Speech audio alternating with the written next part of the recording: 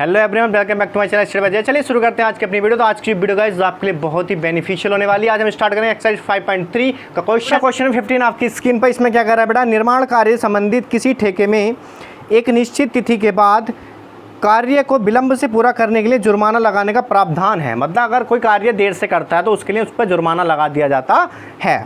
पहले दिन के लिए 200 रुपये, पहले दिन के लिए जुर्माना दे रखते हैं बेटा। पहले दिन के लिए जो आपको दे रखा, पहले दिन के लिए बेटा विलंब के लिए जो जुर्माना है पहले, ठीक है। तो ये लिख लेते हैं बेटा, क्वेश्चन नंबर क्या आपका ये 15 है। यहाँ लिख लेते हैं पहले दिन के लिए, पहले दिन के लिए जुर्माना कितना है बेटा, 200 रुपये। कितना बेटा, पहले दिन के जुर्माना आपका कितना, 200 रुपये। फिर कह रहा है कि दूसरे दिन के लिए 250। कितना बेटा, दूसरे दिन के लिए, दूसरे दिन के जुर्माना कितना बेटा, A2 A1 है, A2 कितना है 250। कहने का मीन्स ये बेटा हर दिन वो 50 रुपये बढ़ा देता है। तीसरे दिन के लिए कितना बेटा, 300। तीसरे दिन के लिए A3 बराबर कितना है बेटा, 300 रुपये। इससे ही हमारा काम चल जाएगा। उसके बाद क्या है, अर्थात प्रत्येक उत्तरोत्तर दिन का जुर्माना अपने से ठीक पहले दिन के जुर्माने से 50 रुपये अधिक है। हर दिन वो 50 रुपये अधिक कर देता है। एक ठेकेदार को जुर्माने के रूप में कितनी राशि अदा करनी पड़ेगी यदि वह इस कार्य को 30 दिन तक विलंब कर देता है। यहाँ पर बेटा दिनों की संख्या नहीं, n बराबर दे रखा कितना बेटा, 30 दिन। n बराबर आपको यहाँ पर दे रखा बेटा 30 दिन। आपको निकालेंगे 30 दिन में उसे कितना वहाँ पर जुर्माना देना पड़ेगा। यहाँ पर हम निकाल लेते हैं 30 दिनों का योग। तो आपके पास दे रखा बेटा प्रथम पद कितना है आपके पास, 200, और A2 आपके पास बेटा 250, और यहाँ से D आ जाएगा बेटा आपके पास A2 माइनस A1, यानी कि 250 माइनस 200 बराबर 50।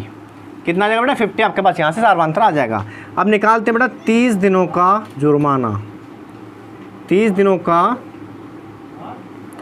जुर्माना बेटा SN बराबर होता है n/2 into 2A plus n-1 into D। n की वैल्यू कितनी है बेटा, 30, और बटे 2 गुणा यहाँ पर आ जाएगा कितना है S30, 2 गुणा A कितना है बेटा 200, यहाँ पर कितना आ जाएगा n की जगह 30, गुणा के D की वैल्यू कितनी है बेटा 50। भाई क्वेश्चन को समझते चलना है, क्वेश्चन को समझते चलना है। जो वैल्यू यहाँ पर है वही वैल्यू इसमें पुट करिए, और कहीं से भी कोई वैल्यू उठा के नहीं लाई गई है। 2 से कट करो बेटा, कितनी बार कट गया, 15 बार। 15 गुणा 200 भी 2 बेटा, 2 से गुणा 2 में कर देना 400 आ जाएगा, प्लस 30 में से निकाला 29, और गुणा के कितना आ गया 50। यहाँ पर आ जाएगा बेटा 15 गुणा 400 प्लस, गुणा कर दो बेटा 0 का 0, 5 9 45 का 5, हाथ से लगे 4, और 5 दूनी 10 और 4 14। कहने का मतलब क्या है, 1450। ये आपके पास आ जाएगा बेटा यहाँ से फाइनल 15 गुणा 14 और 4 कितना 1800 आएगा बेटा 1850। अब हमें नॉर्मली क्या करनी है बेटा, 15 की गुणा 1850 में करनी है, और हमारे पास आंसर एकदम फटाफट हमारे पास यहाँ से आंसर आ जाएगा। तो 15 0 0 बेटा, 15 5 75 का 5, हाथ से लगे 7, और 15 से करना 15 15 120, 120 और 7 होते हैं बेटा 127 का 7 लगे 12, और 15 का ना 15, और 15 और 12 कितने होते हैं बेटा आपके पास, 15 और 12 आपका होंगे कितने बेटा 27। तो कहने का मतलब यह है कि बेटा 27,750 रुपये का जुर्माना उसे 30 दिन में देना ही पड़ेगा। कितना बेटा, 30 दिन में उसे 27,750 रुपये का जुर्माना वो पे करेगा, अगर वो देरी से आएगा तब।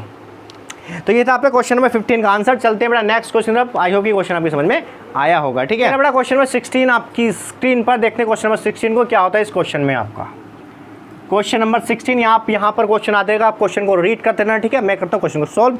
इसमें कह रहा है बेटा कि किसी स्कूल के विद्यार्थियों को उनके समग्र शैक्षिक प्रदर्शन, बेटा कोई कंपटीशन है बेटा, उस कंपटीशन में कुछ विद्यार्थी भाग ले रहे हैं, पार्टिसिपेट कर रहे हैं। तो पहले प्रदर्शन के लिए 7 नकद पुरस्कार देने का वादा किया है, जिनको 700 रुपये की राशि रखी गई है। उनकी राशि कितनी बेटा, 700 रुपये रखी गई है। और यदि प्रत्येक पुरस्कार अपने से ठीक पहले पुरस्कार से 20 रुपये कम, अगर एक पुरस्कार की लागत है कुछ, तो वो दूसरा जो पुरस्कार है वो उससे कितने रुपये बेटा, 20 रुपये कम है। तो यहाँ लिख लेते हैं, माना पहला पुरस्कार की लागत, माना पहला पुरस्कार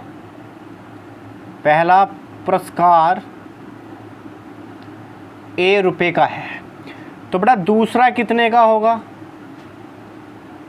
पहले से क्या है 20 रुपये कम है तो A-20। तीसरा कितने का होगा बेटा,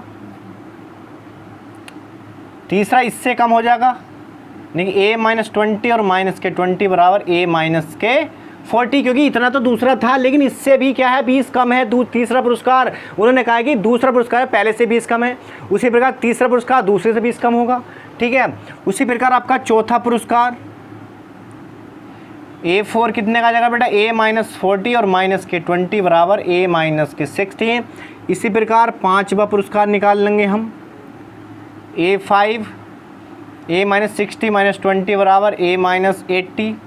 इसी प्रकार निकालेंगे बेटा छठवा पुरस्कार A6 बराबर कितना जाएगा, A-80 और -20 A-100। इसी प्रकार निकालेंगे बेटा हम सातवां पुरस्कार, क्या होगा बेटा, A-100 -20 बराबर A-120। यही तो कहा कि प्रत्येक पुरस्कार जो है अपने से पहले पुरस्कार की लागत से 20 कम है, तो जितने भी पुरस्कार हैं उनमें से हमने कितना बेटा 20 से घटा दिया है, इसीलिए घटाया क्योंकि उसने कहा है क्वेश्चन के अंदर, ठीक है। फिर क्या कहा बेटा 20 रुपये कम है, तो प्रत्येक पुरस्कार का मान ज्ञात करें। पहले हम निकाल देंगे कुल पुरस्कारों की धनराशि कितनी है। यहाँ लिखेंगे बेटा कुल पुरस्कारों की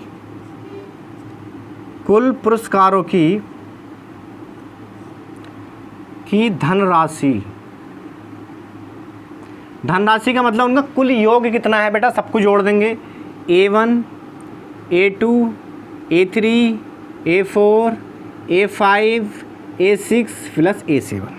बेटा एक चीज़ ध्यान रखना, उसके हिसाब से जो उसने कहा है उसके हिसाब से कुल पुरस्कार कितने के बेटा, उसके हिसाब से 700 रुपये के पुरस्कार हैं।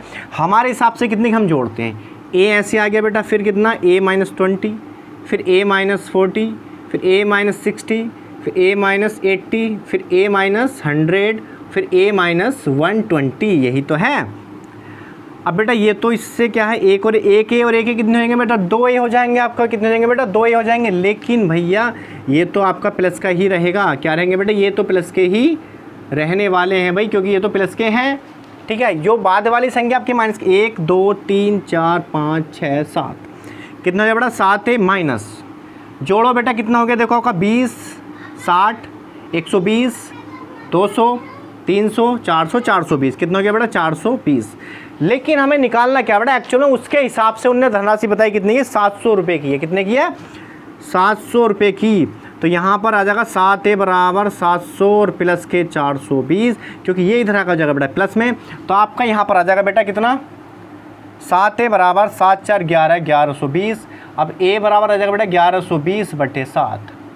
करना क्या, हमें भाग देनी है 1120 को 7 से, तो कट करते हैं बेटा, 7 ही करना 7, बचे कितने 4 7 6 हो गए 42 और 7 0 0। तो यहाँ पर आ गया कितना बेटा, ए का मान आ गया 160।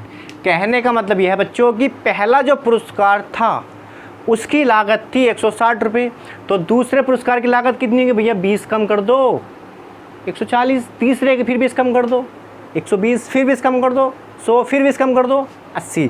इसी प्रकार से उन्होंने कहा प्रत्येक की लागत बतानी है, तो प्रत्येक पुरस्कार की लागत कितनी होगी। यहाँ लिखते हैं हम शेष पुरस्कारों की लागत, शेष पुरस्कारों की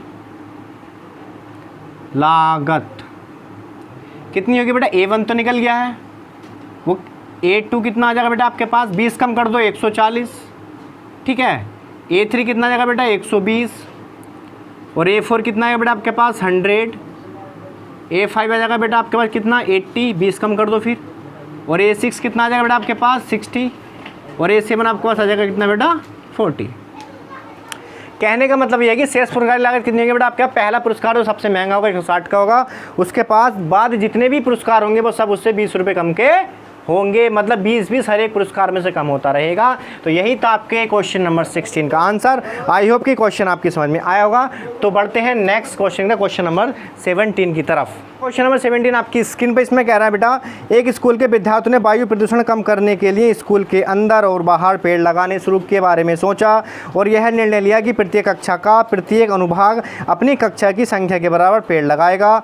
उदाहरणार्थ में उन्होंने कहा कि कक्षा 1 का एक अनुभाग 1 पेड़ लगाएगा, कक्षा 1 का एक अनुभाग 1 पेड़ लगाएगा, और कक्षा 2 का एक अनुभाग 2 पेड़ लगाएगा, और कक्षा 3 का एक अनुभाग 3 पेड़ लगाएगा इत्यादि। और ऐसी कक्षा कितनी है, 12 तक के लिए चलता रहेगा।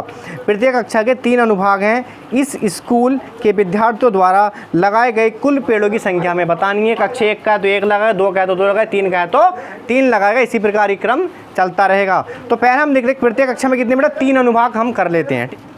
यहाँ लिखते बेटा क्वेश्चन नंबर 17 कक्षा वन द्वारा लगाए गए कुल पेड़ कितने हो जाएंगे बेटा? 3 × 1 = 3। हमने माना कि प्रत्येक कक्षा कितना भाग है? 3 हमने मान लिया। यहाँ पर ही प्रत्येक कक्षा में कितने हैं? 3 अनुभाग है। यहाँ मान लेते हैं, माना प्रत्येक कक्षा में कितने बेटा? 3 अनुभाग,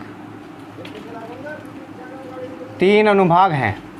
हमने माना प्रत्येक कक्षा में 3 अनुभाग हैं, तो कक्षा 1 द्वारा लगाए कुल पेड़ कितने होंगे बेटा? 3 गुणा के 1 होंगे। उसी प्रकार फिर दूसरे के लिए बोला है, तो दूसरे के लिए कर लेते हैं।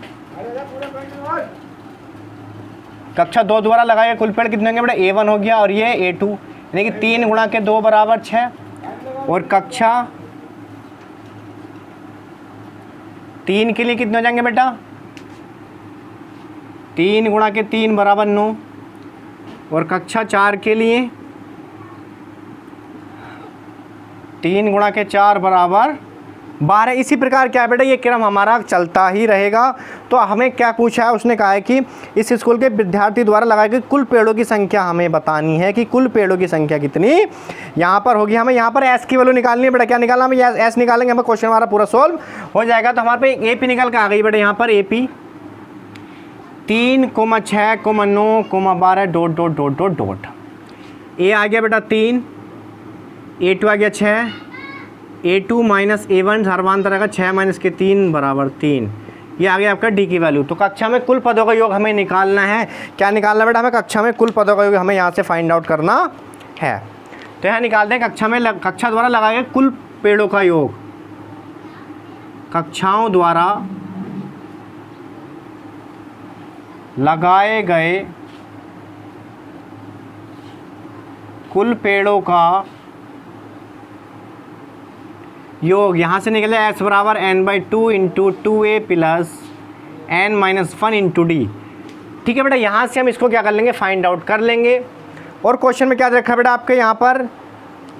कक्षा 12 तक यहाँ पर n की वैल्यू आपके दे रखी कितनी बेटा? 12 है, क्योंकि कक्षा 12 तक के लिए ही बोला गया है।